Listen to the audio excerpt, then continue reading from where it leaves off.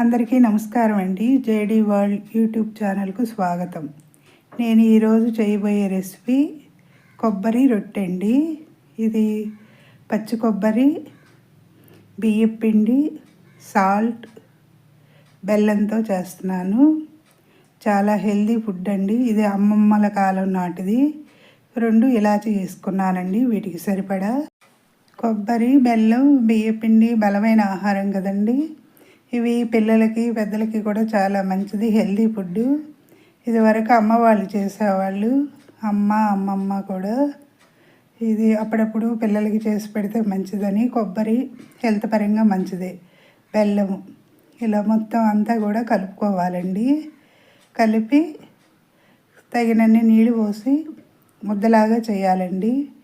ఇది చాలా హెల్త్కి మంచిది. ఇదివరకు రొట్టెలను చేసేవాళ్ళు, ఇప్పుడు అదే నేను చేస్తున్నాను ఈరోజు. కొబ్బరి రొట్టె అండి. ఇలా చూసి ముద్ద వచ్చే వరకు కొంచెం వాటర్ కలుపుకోవాలండి. మనకి తెలియకోకుండానే చిన్నప్పుడు బలమైన ఆహారం పెట్టారండి. అవే అప్పుడు మన అమ్మల కాలం నాటివి కదా. అందుకని నేనే ఇప్పుడు బాబుకి చేసి పెడుతున్నాను.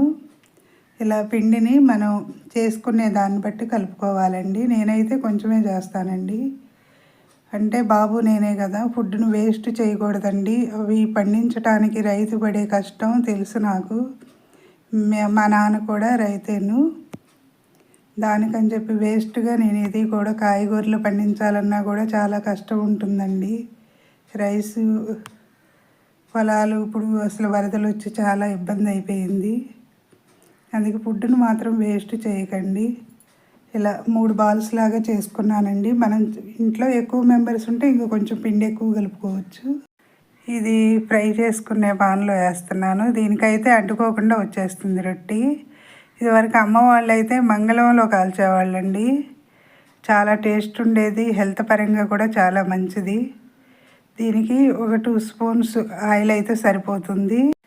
మంగళం మీద కాల్చి బాగా చేసేవాళ్ళండి. ఇది ఒత్తుకుని మనకి ఎంత సైజు కావాలనుకుంటే, ఇది నేను మీడియం సైజేనండి. అమ్మ వాళ్ళు చాలా పెద్దగా చేసేవాళ్ళు.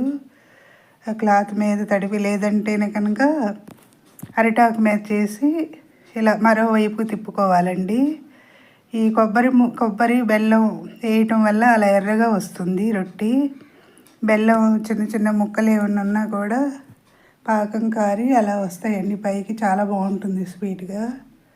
మనం ఇష్టపడే వాళ్ళు చక్కెర అయినా కూడా వేసుకోవచ్చండి. బెల్లంతో చేస్తే మంచిదండి. బెల్లము కొబ్బరి కూడా హెల్త్కి మంచిది కదా. అలా 2 వైపులా కూడా కాల్చుకోవాలి.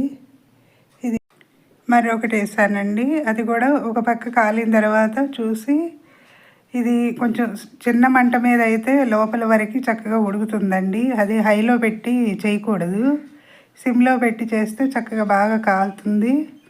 ఇంకా కరెక్ట్ బాగుంటుందండి తినటానికి. కొబ్బరి బెల్లమే కదా చేసింది, బియ్యం పిండితోటి. నేను ఇది పగలే చేస్తున్నానండి ఎడిటింగ్. దాని మూలంగా పక్షుల అరుపులు అవి కూడా బాగా వినిపిస్తున్నాయి. ఇలా 3 రొట్టెలు కూడా కాల్చుకోవాలండి. ఎక్కువ మెంబర్స్ ఉంటే కొంచెం ఎక్కువ చేసుకోవచ్చు. నేను బాబే కదా ఇవి చేస్తున్నాను. నేను అప్పుడు అమ్మ వాళ్ళు నాకు ఏవైతే పెట్టారో అవి మా బాబుకు కూడా చేసి పెడతా ఉంటానండి. నేను వీడియోస్ కోసం కూడా అని తక్కువే కలుపుతున్నానండి. ఫుడ్ని వేస్ట్ చేయకూడదు కదా అని మా బాబుకు కూడా చెప్తానండి. ఎంతవరకు తినాలో అంతవరకే చేసుకుని తింటే బాగుంటుంది. ఇప్పుడు అది మనం వేస్ట్ చేసే బదులు వేరే వాళ్ళకి చెందుతుంది కదా. అలా ఫుడ్ను మాత్రం వేస్ట్ చేయకూడదు ఉన్నంతలో. ఇప్పుడు అది పండించడానికి వాళ్ళు పడే కష్టం చాలా ఉంటుందండి. ఇలా 3 రొట్టెలు కూడా కాల్చుకున్నాను, కొబ్బరి రొట్టెలు. సబ్స్క్రైబ్ చేయకపోతే కనుక వీడియో చూసిన వెంటనే సబ్స్క్రైబ్ చేయండి. మరిన్ని వీడియోస్ చేస్తానండి. నేను చేసే వీడియోస్ ఎలా ఉన్నాయో కామెంట్స్లో పెట్టండి. మరిన్ని వీడియోస్ చేస్తాను. కామెంట్స్ పెట్టేదాన్ని బట్టి ఇంకా వీడియోస్, ఇంకా మీకు నచ్చినవి ఏమన్నా ఉన్నా కూడా కామెంట్స్లో పెట్టండి, చేస్తాను. అయిపోయిందండి కొబ్బరి రొట్టి. నచ్చితే లైక్ చేయండి, షేర్ చేయండి, సబ్స్క్రైబ్ చేయండి. మీ లక్ష్మీ కుమారి.